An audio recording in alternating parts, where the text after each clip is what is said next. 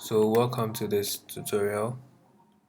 In this video, I'll be taking you through the various steps needed to set up the react-laravel-datatable package. And we'll be doing this with a fresh React app. And as you can see over here, this is the fresh app. And this side is the Laravel API, which I'll be creating to feed this particular app with data. Alright. So without wasting much time, let's just start by installing our react-laravel-datatable package by opening up our terminal, and we go npm install react-laravel-datatable. It will take a couple of minutes.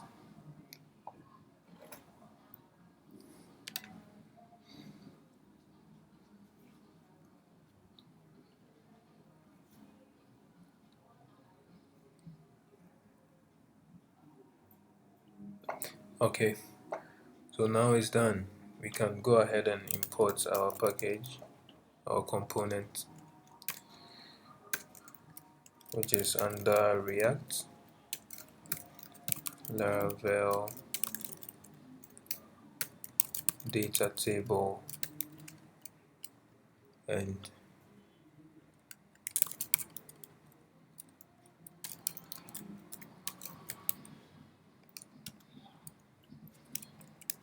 so we import the data table class, which is a default class in the component. Okay, so the package expects two required props, which is the URL endpoint where the data will be fetched from, and a column prop which defines your columns. Okay, so let's start by giving a constant to our URL endpoint, which in my case will be http localhost port 8000/API.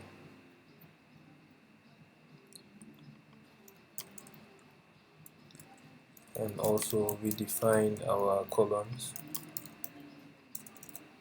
Let me do it, our columns, which is an array of objects.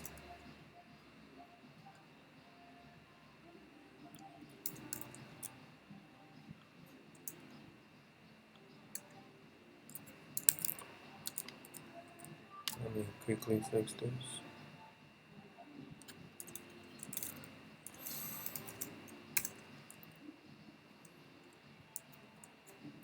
Okay, so in each object it's required for you to provide the ID property, which is the ID of the column found in the response. Okay, so in my case, I'll be querying, I'll be giving out a list of wallets from my API side. Okay, so one column ID will be WLT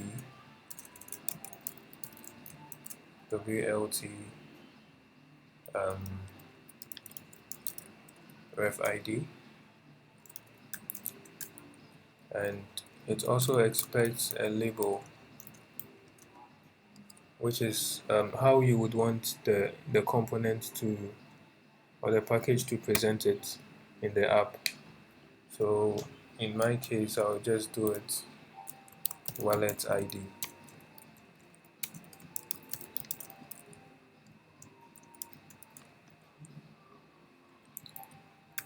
So let's just copy and paste this a couple of times,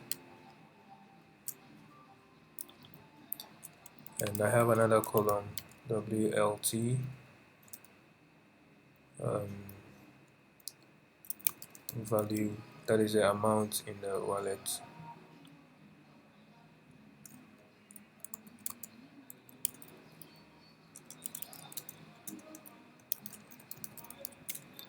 Or let me put it as current balance.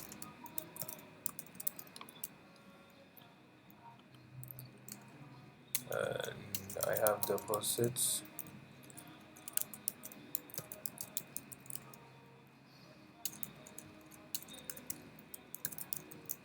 which will be deposits. Okay,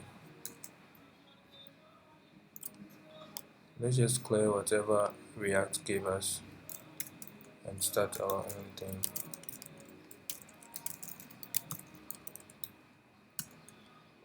Okay, so now we initialize the package or component, which, as I said, expects a URL prop, and we've already defined it. So we'll use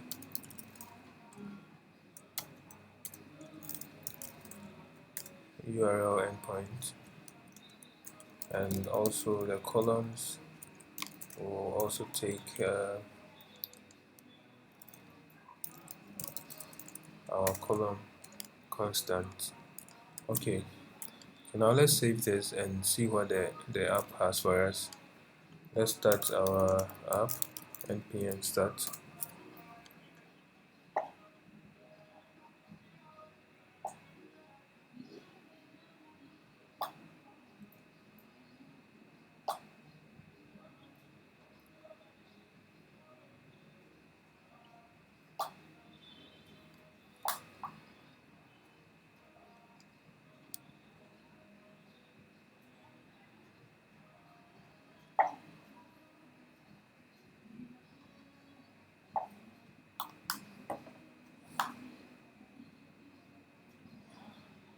Okay, so as you can see here, we are being presented with an empty table which has no record, because we are not actually getting data from anywhere as it stands now, even though we've defined our endpoint. So I'll switch to the Laravel side,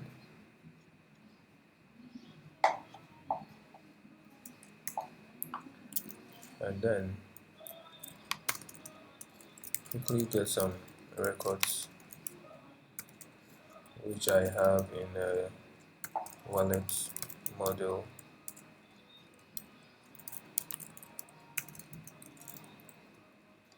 So by default, this component expects you to return the Laravel pagination object in JSON. Okay, so I'll use a paginate, and now let's return a response and see what happens.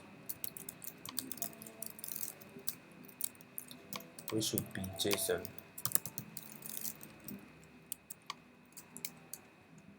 And then don't forget to put your records in the data key. This is very required. Okay, so now let's save it and see what we have now.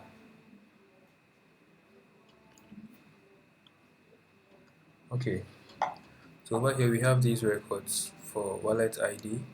As I stated, this ID is a label that we defined here, as you can see here.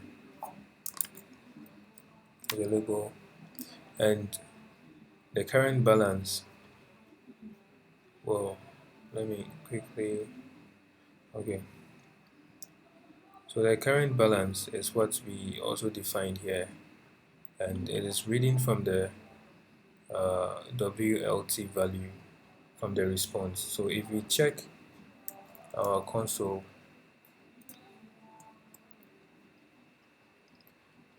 and we go to networks, okay, let's refresh it and see the response that we are getting. Okay, so this is the response that I'm getting from the server, and I'm actually converting it into these labels. Okay,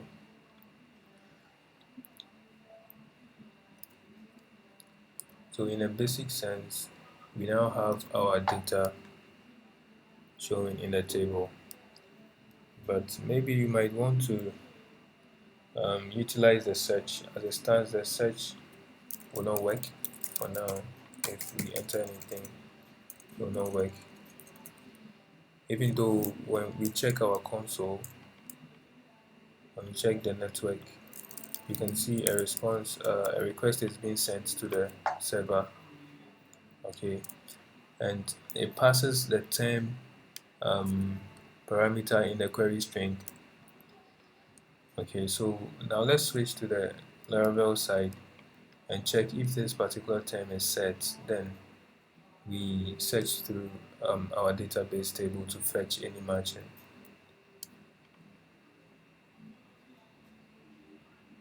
Okay, so we come here and we check, do something like term, which is equals request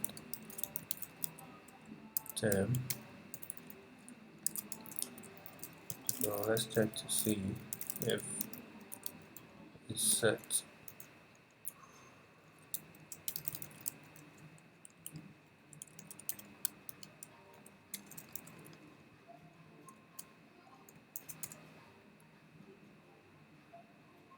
If it's set, then we would want to do this. Let me quickly copy this, put it here. We want to search through, let's say, wallet, the WLT, ref ID,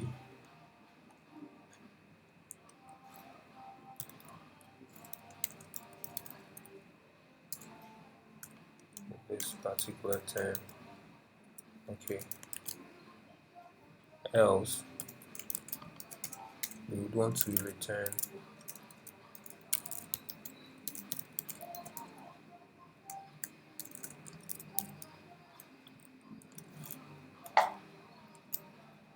okay.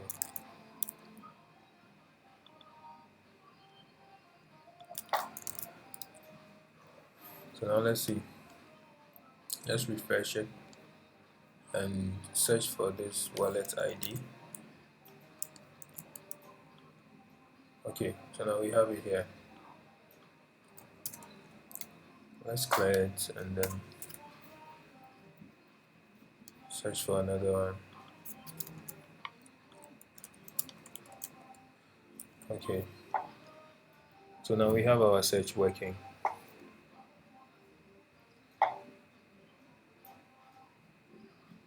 And you can realize that maybe you would want to add an action button, or maybe a couple of action buttons beside the table. You can easily do that by defining an action function and passing it to a prop called action. So we have action equals, let's just keep it empty here and define this actions. Let me put it our actions so it will be descriptive enough.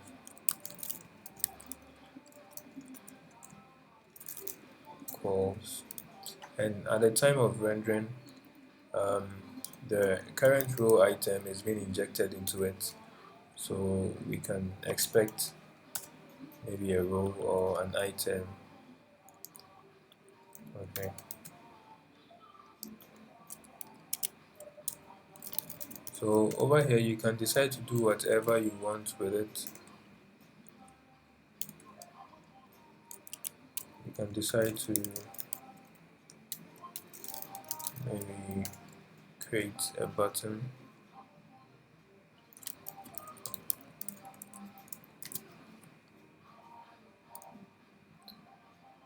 So after creating this, let's just pass it to the action prop. Now let's see what happens. Nothing. Okay, it's supposed to be actions, not action. Okay, so as you can see here, we have view, which is just a button.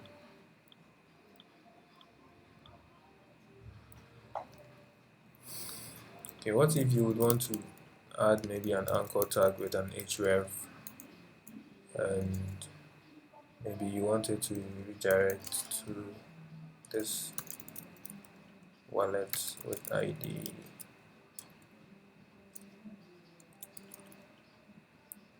But first, let's just console log whatever is in the item so you have a fair idea of what's going on here.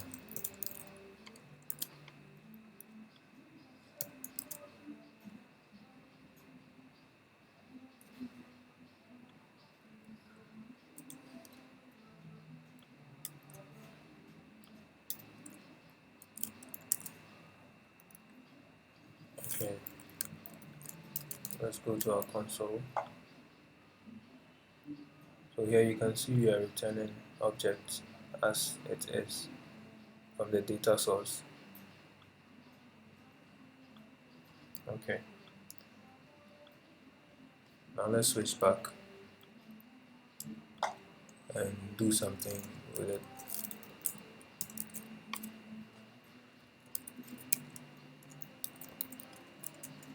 Let's just put an anchor tag here. Maybe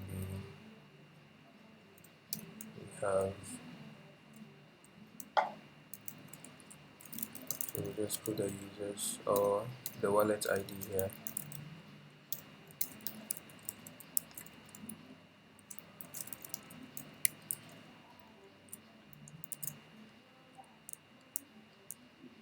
Okay, let's see what we have. Okay, so we have it here, and when we click, we have the ID to it. So you can decide to do whatever you want to do with it. And maybe you would also want to um, add an on-click listener to each and every cell. So let's say for this column, for this whole column, you would want an on-click listener to to work here. So let's go to, you can easily do that by adding a third parameter to the column object. So in this case we have onClick, which expects a function, and just as we did for the action, the item will be injected into it, so you can also play with it. Okay,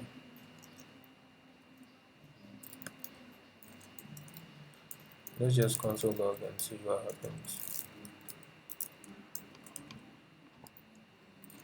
Let's say wallet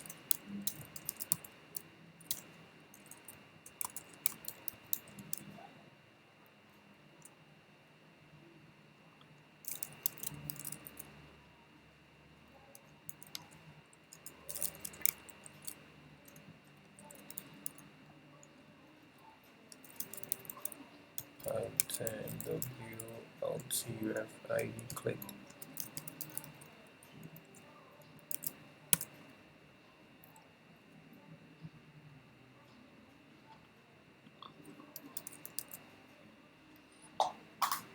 Okay, let's see what happens.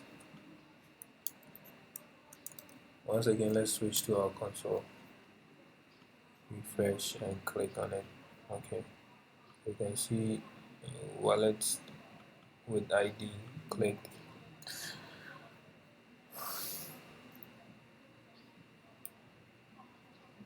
So I think at this point we are done going through it, and I hope you use the package. Thanks for staying with me.